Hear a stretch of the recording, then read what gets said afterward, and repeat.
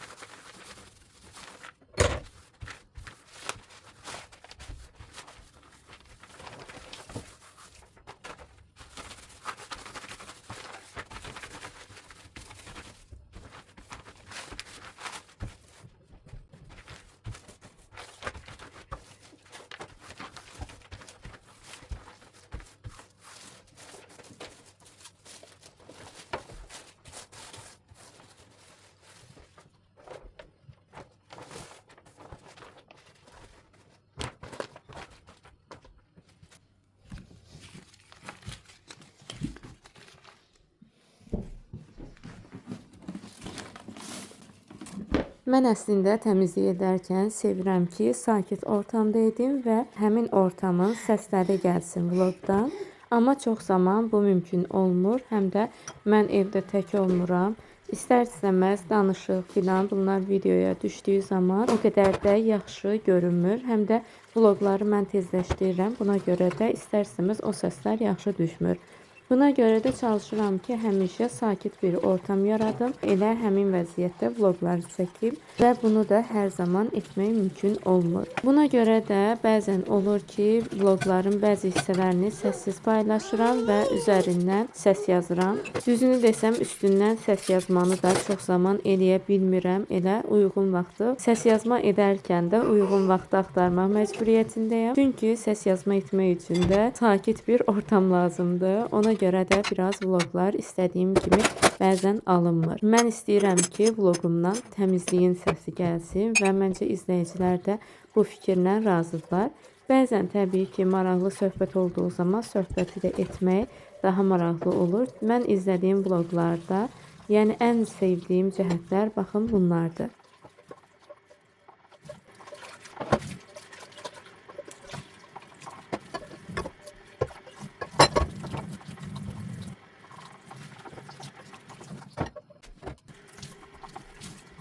Burada da təmizlik zamanı qızlar fikir verdim ki, çayniklərin üstündə nəsə xırda ləkələr var və içində təzə dəmlənmiş dəm olduğuna görə, çay olduğuna görə də atmadım və üstlərini sadəcə sildim.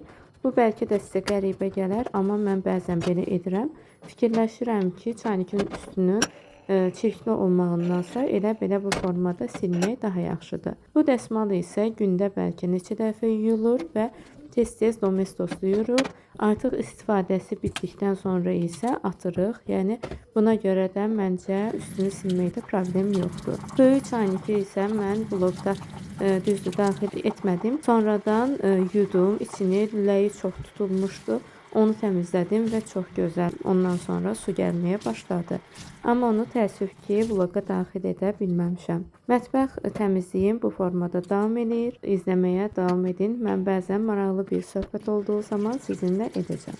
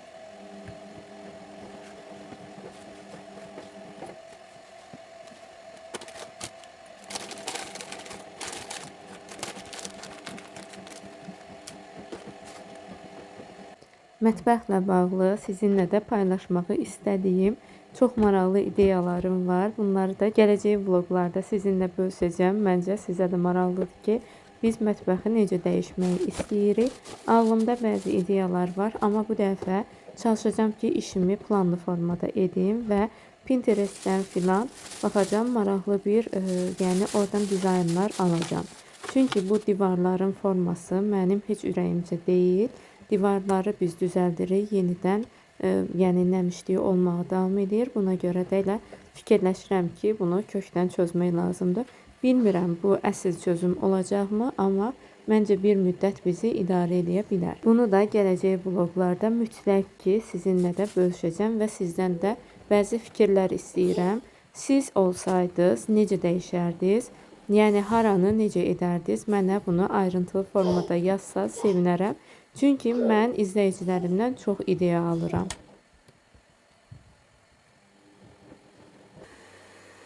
Təmizliyimi də bitirdim, biraz fasilə verdim və biz getdik Pandaya. Keçən vlogda sizə demişdim ki, Pandaya getmək istəyirdim. Orada endirimlər var idi. Əslində çox bir şey qalmamışdı. Elə bir body ilə papaq götürdüm. Bunu da evdə sizə göstərəcəm. Və biz bizim tərəfdə böyük bir Araz market var. Ora gedirdik. Evdən bir azca uzaqdır. Elə onun da yanında Dekadiv mağazası var idi. Burada girdim. Necə vaxtı gəlmək istəyirdim. Və burada da maraqlı bəzi əşyalar var idi. Düzdür, heç nə almadım hələ ki. Çünki Çox da nəsə almağa gəlməmişdik, sadəcə baxırdıq. Bəzi bəyəndiyim şeylər oldu, maraqlı mağazadır.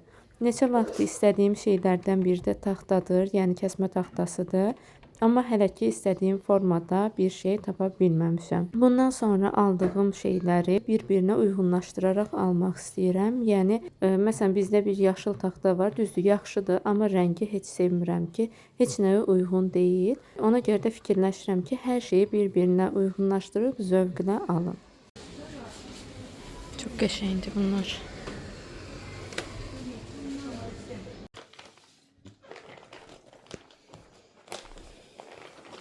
Və burada da sizə aldıqlarımı göstərirəm. Belə bir body aldıq. Papağı 2 manat idi.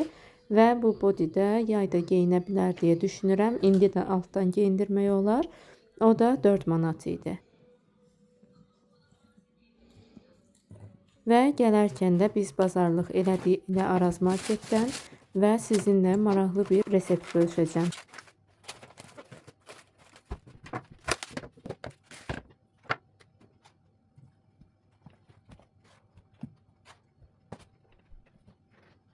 Akşam yeməyi üçün fərqli bir resept tapmışdım. İndi də istəyirəm ki, onu hazırlayım. Fileni blenderdan keçirəcəm və bundan sonra kotlet formasını verib içinə də bişirdiyim göbələyi əlavə edəcəm. Bilmirəm necə alınacaq. İlk dəfədir ki, yoxlayacağım.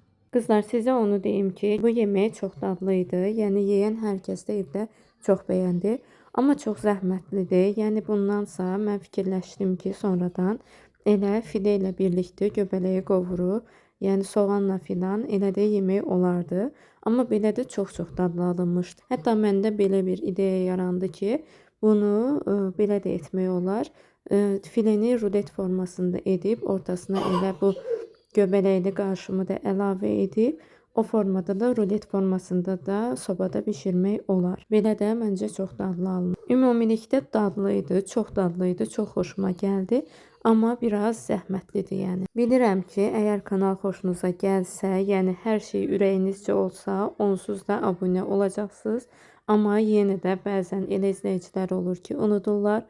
Buna görə də mən xatırlatmamı edirəm bu vasitədən. Kanalıma əgər hələ də abunə olmamısınızsa, zəhmət olmasa kanalıma abunə olun ki, mən də 3000 ola bilim. Yəni baxın 10.000 demirəm, 100.000 demirəm, 3000 ola bilim. Əgər kanalım həqiqətən ürəyinizcədirsə, nəsə mən sizə qata bilirəmsə, faydalıdırsa sizə və ya ümumiyyətlə yaxşı vaxt keçirirsinizsə bu kanalı izləyərkən kanalıma mütləq abunə olun. Mən bu zaman çox motivasiya oluram. Yəni abunə olunmaqla mənə pul gəlmir, amma onun motivasiyası daha çoxdur və daha həvəslə işlər görürsən, daha maraqlı vloqlar çəkməyə çalışırsan. Düzdür, onsuz da çəkirəm, amma elə olduğu zaman daha da enerji yüksək olur və motivasiya da çox olur. Ona görə də kanalıma abunə olun. Əgər istəməsəniz, sonradan xoşlamasanız, onsuz da abunəlikdən də çıxa bilərsiniz. Yəni bunu da nəzərə alın. Bu qədər danışdım. Göbələklər də artıq bitdi və keçirik toyuğa duz, istiot və sarıkök yumurtasını da qatıram. Bu formada yəni toyuğu da hazırlayıram. Göbələklərin isə üzərinə belə Holland pendirini əlavə edirsiniz. Biz bu dəfə Holland pendiri olaraq Tacın Holland pendirini almışdıq və dadını da bəyəndim, yaxşı idi. Bilmirəm, başqa yeməklərdə də yoxlamaq lazımdır. Amma əməlli başlı pendir uzanırdı. Yəni bu qədər güclü bir performans gözləmirdim.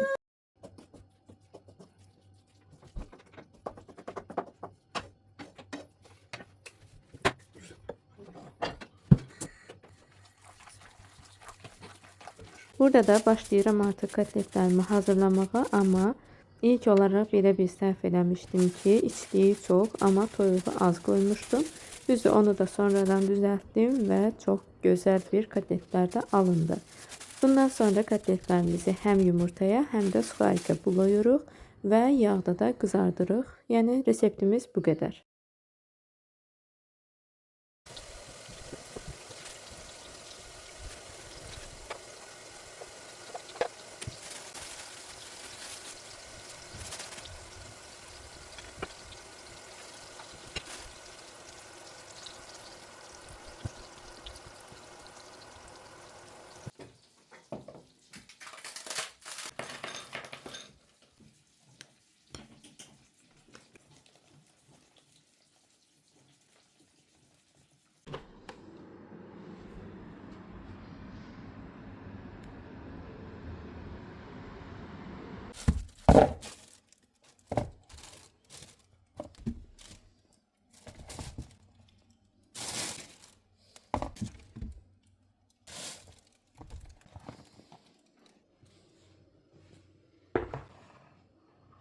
Qızlar, axşam yeməyindən sonra da biz çalışırıq çox zaman meyvə yeyirik. Yəni buna hər zaman etməsək də, bəzən olur ki, gün ərzində yeyirik, axşam yemirik. Amma fikirləşdim ki, belə bir yəni boşqab hazırlayım və rahat formada yeyək. Çünki biz Alinaya görə süfrəyə heç nə qoymuruq. Yəni stolun üstündə çalışırıq heç nə saxlamayaq. Çünki Alina bunları oyuncaq kimi gördüyünə görə bunlarla oynamaq istəyir və əlinə verdiyimiz zaman da dişləyir qabıqlarını. Buna görə də elə çalışırıq ki, götürək həmin meyvə qoyduğumuz yerdən meyvəmizi yuyub yeyək. Bugün isə belə bir fərqli elədim. Portağalı Alina çox sevir və bu aralarda da başlayıb yeməyə. Amma digər meyvələri demək olar ki, sevmir. Həmişə banan yeyirdi. İndi bananı da yemək istəmir. Bundan sonra isə artıq vlogumun sonuna yaxınlaşırıq və sizə gecə rutinimi də göstərəcəm. Artıq yatmağa hazırlaşırıq və mən gecə rutinimdə sizə iki şey göstərmək istəyirəm ki, gecə rutinim demək olar ki, sadəcə bu üz nəmləndiricisindən ibarətdir və bundan başqa da bu Nivea'nın dodaq nəmləndiricisindən başqa heç nə, maska filan heç bir şey etmirəm. Bu hissədə isə yenə də burada qara kişmiş, burada da yoldaşımın qoz suyu var. Hələ ki 10 günümüz bitməyib. 10 gün bitdikdən sonra bir müddət saxlayacağam və bir müddətdən sonra yenə davam edəcəm. Bunu mən sizinlə bölüşmüşəm qısa video olaraq. Bundan əvvəlki vlogda da göstərmişdim ki, bu nə üçündür. Yəni ona da keçid edib izləyə bilərsiniz. Belə qısa olaraq deyim ki, qan azlığı üçün bunu çox zaman məsləhət görürlər. Yəni əgər dərman içə bilmirsinizsə, vitamin qəbul edə bilmirsinizsə, bunu edə bilərsiniz. Çox təsirli bir metodlardan biridir. Vlogumu izlədiyiniz üçün təşəkkürlər. Növbəti vloqlarda görüşərik. Hələlik.